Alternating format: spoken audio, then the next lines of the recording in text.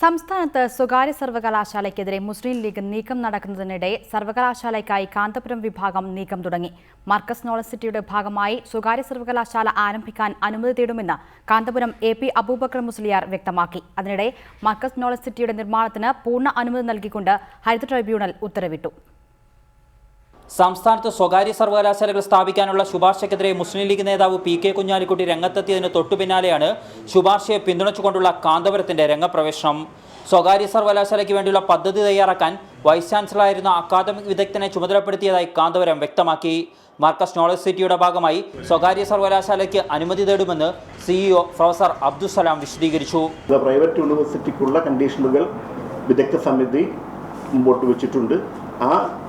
ഇതിൽ ഒതുങ്ങി നിന്നുകൊണ്ട് കംപ്ലയൻസ് എന്ന് പറയുന്നത് അതിൽ ഒതുങ്ങി നിന്നുകൊണ്ട് ഒരു പ്രൈവറ്റ് യൂണിവേഴ്സിറ്റി മർക്കസിന്റെ കീഴിൽ ഞങ്ങൾ ഉണ്ടാക്കാൻ ആഗ്രഹിക്കുന്നു. ഇതിനിടെ മർക്കസ് നോളജ് സിറ്റി നിർമ്മാണത്തിനെതിരായ പരാതിയിൽ എല്ലാ വിലക്കുകളും നീക്കി നിർമ്മാണ പ്രവർത്തനങ്ങൾക്ക് പൂർണ്ണ അനുമതി നൽകി ചെന്നൈ ഹരിത ട്രിബ്യൂണൽ ഉത്തരവിട്ടു.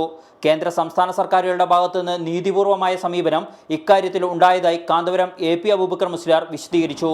ബഹുമാനപ്പെട്ട കേരള മുഖ്യമന്ത്രിയും അതുപോലെ ഹരിത വകുപ്പിൻ്റെ മന്ത്രിയായ തിരുവഞ്ചൂർ രാധാകൃഷ്ണനും ആവശ്യമായ അഫിഡവിറ്റ് ഞങ്ങൾക്ക് കൃത്യമായ സമയത്ത് തന്നിട്ടുണ്ടായിരുന്നു. റിപ്പോർട്ടർ കോഴിക്കോട്.